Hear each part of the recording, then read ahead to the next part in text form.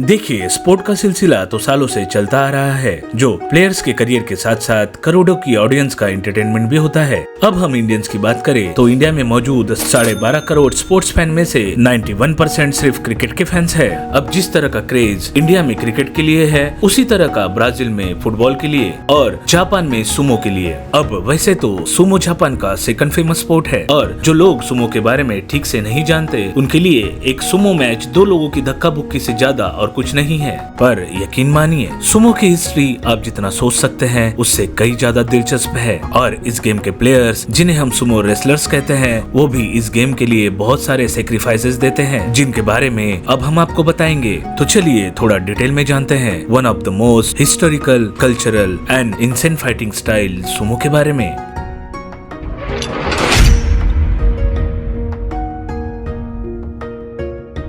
तो कहानी शुरू होती है आज से लगभग 1303 सालों पहले, जब एक बुक निहोंशो की मतलब the chronicles of Japan publish हुई। इस बुक में जापान के इतिहास में हुए सबसे जरूरी इवेंट्स की लिस्ट लिखी गई थी, और इसी में रजिस्टर हुआ था दुनिया का पहला ऑफिशियल सुमो मैच, जो लड़ा गया था 23 BC में। देखिए, कहा जाता है कि सुमो मैचेस उससे भी पहले लोगों के बीच लड़े जाते थे, पर ये मैच ऑफिशियली उस वक्त के एम्परर सुनिन के कहने पर हुआ था, जिसमें नोमी सुकु ने ताइमा केया के खिलाफ लड़ा। और मैच के दौरान ही नोमी ने ताइमा को जान से मार डाला, जिससे नोमी सुकु ने ऑफिशियली दुनिया का पहला रेसलिंग चैंपियन बना। और एक्चुअली जब तक सुमो एक ऑफिशियल गेम नहीं बना था, तब तक इन मैचेस को उस हद तक कंटिन्यू रखा जाता जब तक दोनों में से एक रेसलर की मौत नहीं हो जाती।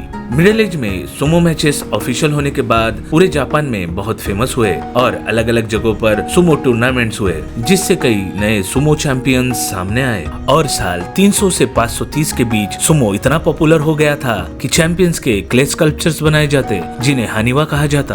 अब जब सुमो की पॉपुलैरिटी तेजी से बढ़ने लगी, तो जापानीज हिस्ट्री के मुताबिक साल 642 में एक कोरियन एम्बेसडर के एंटरटेनमेंट के लिए क्वीन कोयोकू ने एक बड़े लेवल पर सुमो फाइट्स ऑर्गेनाइज की, और ये चैंपियनशिप सुमो और सुमो रेसलर्स के लिए एक बहुत बड़ा टर्निंग पॉइंट साबित हुई। ये फाइट्स देखने के लिए कई अलग अलग आसपास के शहरों से लोग आए, और इन फाइट्स को उन्होंने बहुत एंजॉय किया। अब हम ये इसलिए कह रहे हैं क्योंकि उसके बाद सुमो फाइट्स हर कुछ वक्त एंटरटेनमेंट के तौर पर अलग अलग जगहों पर करवाई जाती, और जल्द ही जापान में सुमो एक फेमस फाइटिंग स्टाइल बन गया, इतना कि उस वक्त बच्चे बचपन से सुमो को एज अ गेम खेलने लगे। अब आपने सुमो की हिस्ट्री की ओर नजर डाल ली है, तो चलिए अब बात करते हैं इस गेम को जी जान से लड़ने वाले सुमो रेसलर्स के जिंदगी के बारे में। एक सुमो की ट्रेनिंग की शुरुआत उनके हाई स्कूल कंप्लीट करने के बाद एट द एज ऑफ 15 से होती है। हेया एक ऐसी जगह होती है जहां यंगेस्ट से सुमोस को ट्रेनिंग दी जाती है। एक तरह मान लीजिए ये सुमो रेसलर्स का घर होता है, जहां उनके खाने से लेकर सोने तक और ट्रेनिंग करने से लेकर फ्री टाइम भी उन्हें यही बिताना पड़ता है। वैसे तो ये कंपलसरी नहीं होता, पर कम से कम टाइम में एक हाई रैंक सुमो रेसलर बनने के लिए ऐसा ही किया जाता है। इसके अलावा सुमो रेसलर्स के लिए सबसे जरूरी होता है उनके वजन को मेंटेन करना। अब हमारा मतलब आपके समझने से कुछ अलग है। एक्चुअली सिर्फ वेट गेन करने से कोई अच्छा सुमो रेसलर नहीं बनता। तो फिर आखिर सुमो वेट गेन करते क्यों है? क्योंकि वेट को मैच के दौरान एक वेपन की तरह इस्तेमाल किया जाता है। जितना ज्यादा वेट उतने ही ज्यादा जीतने के चांसेस, पर ज्यादा वेट गेन करने से नी इंजरी के चांसेस भी बढ़ जाते हैं। और इसके अलावा सुमोस को अपने मसल्स के स्ट्रेंथ को भी मेंटेन करना होता है। तो कुल मिलाकर बात यह है कि एक सुमो को अपना वेट कितना रखना है, ये उसके बॉडी साइज पे डिपेंड करता है। ऐसा नहीं है कि बड़े और भारी सुमोस ही एक सुमो मैच जीत सकते हैं। ऑफिशियल रिकॉर्ड्स की माने तो सुमो में हाईएस्ट रैंक योकोजुना जिन रेसलर्स ने अचीव की है, वो ज्यादातर लो से मीडियम वेट के बीच होते हैं। और ये हमें ये भी समझाता है कि सुमो में सिर्फ एक अच्छी फिजिक के अलावा सही टेक्निक भी बहुत जरूरी होती है। अब इन सब के बाद भी रेसलर्स का वेट एक की फैक्टर तो होता ही है, और इसलिए रेसलर को एक मॉडरेट वेट गेन करना जरूरी होता है।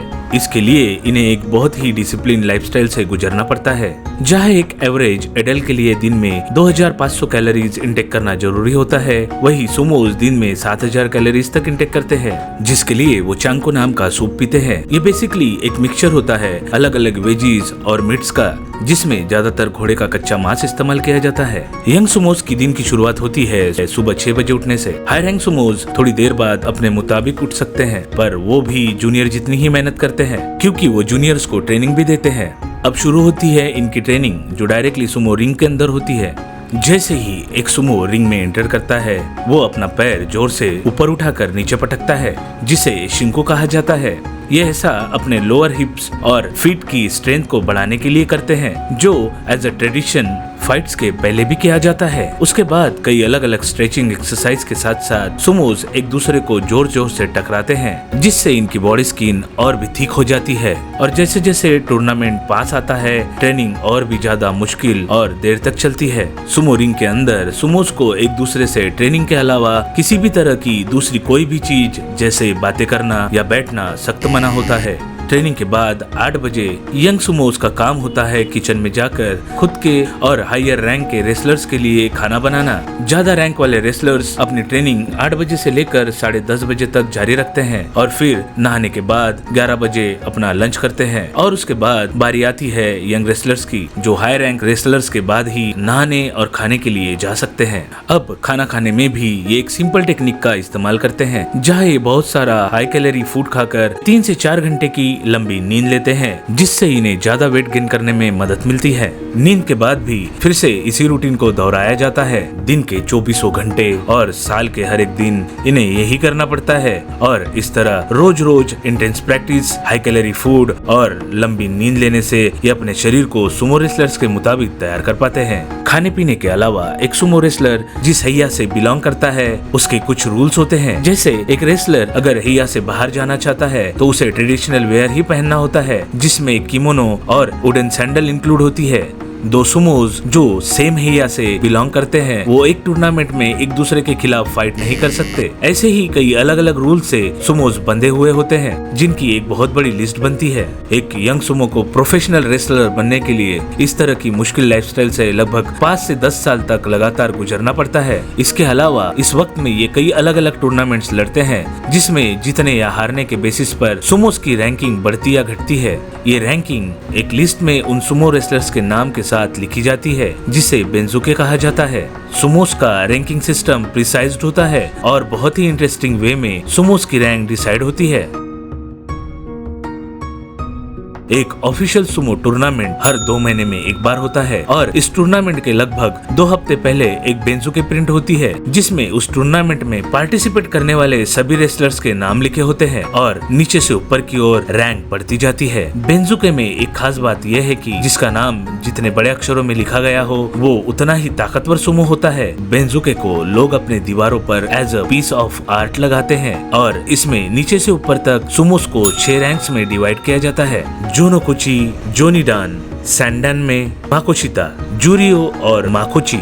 यंग सुमोज जैसे ही टूर्नामेंट में पार्टिसिपेट करने के लिए तैयार हो जाते हैं, तो वो 6 रैंक जोनोकुची से अपना करियर शुरू करते हैं। हर टूर्नामेंट 15 दिन तक चलता है और जैसे जैसे एक रेसलर मैचेस जीतता है, उसकी रैंक बढ़ती चली जाती है और इसके साथ ही बढ़ती है इनकी सैलरी। पर एक सुमो को ठीक ठाक सैलरी 4th रैंक सैंडे में या 3rd रैंक माकोशिता पर ही मिलती है। 1st रैंक माकोची को 2 सब रैंक्स में डिवाइड किया जाता है, सानियाकू और माइगाशिरा। सानियाकू में भी 4 सब रैंक्स होती है, कोमोसुबी, सेकिवाके, ओजिकी और सबसे ऊपर योकोजुना। योकोजुना रैंक को अचीव करना लगभग हर सुमो का सपना होता है और ज्यादातर सुमोस का ये सपना ही रह जाता है। एक योकोजुना बनना कितना मुश्किल है, ये आप ऐसे समझ सकते हैं कि एवरेजली 1000 में से एक सुमो ही ये रैंक अचीव कर पाता है, क्योंकि इसके लिए एक सुमो को लगातार 2 ग्रैंड टूर्नामेंट जीतने होते हैं। ये सुनने में जितना आसान लगता है उतना है नहीं। एक सुमो मैच सिर्फ चंद सेकंड का होता है और इतने वक्त में अपोनेंट की टेक्निक को जानकर उसे हराना बहुत ही मुश्किल हो सकता है। एक छोटी सी गलती भी पूरे टूर्नामेंट से आपको बाहर निकलवा सकती है और इसलिए मैचेस के दौरान सुमोस पर बहुत ज्यादा प्रेशर होता है।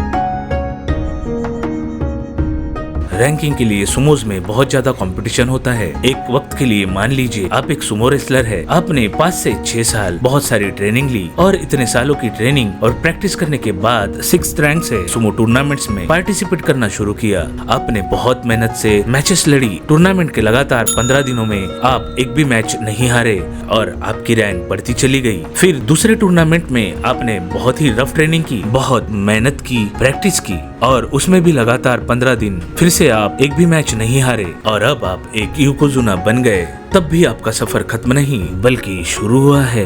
क्योंकि जैसे कि हमने बताया, जिस तरह मैचेस जीतने से आपकी रैंक बढ़ती है, उसी तरह मैचेस हारने से आपकी रैंक घटती भी है। फिर चाहे आप सबसे ऊंची रैंक योकोजुना पर ही क्यों ना हो, ऐसा भी हो सकता है कि आप अपने करियर में योकोजुना रैंक तक पहुँचे और फिर कई बार हारने की वजह से बहुत ही कम रैंक पर रिटायर हो जाए। अब शायद आप समझ पा रहे हैं कि सुमो को इतना मुश्किल स्पोर्ट क्यों कहा जाता है। हमारा इस वीडियो को बनाने का मकसद आपको ये बताना है कि एक सुमो की लाइफ जीने के लिए खुद की लाइफ को सेक्रीफाइस करना पड़ता है। सालों की मुश्किल ट्रेनिंग से निकलकर एक इंसान सुमो रेसलर बन पाता है, पर फिर भी कई लोगों के मन में सुमो के बारे में निगेटिव इमेज बनी हुई है। पर क्या जापान को दुनिया की इस सोच से फर्क पड़ता है? शायद नहीं, क्योंकि आज भी जापान में सुमो को सालों पुराने तरीके से ही खेला जाता है और एंजॉय भी किया जाता है। अब तक ऐसी ही कुछ जरूरी इंफॉर्मेशन आगे हम लाना चाहते हैं, तो वीडियो पसंद आया हो तो लाइक, शेयर और द इन्फॉर्मर्स को सब्सक्राइब जरूर कर लीजिए।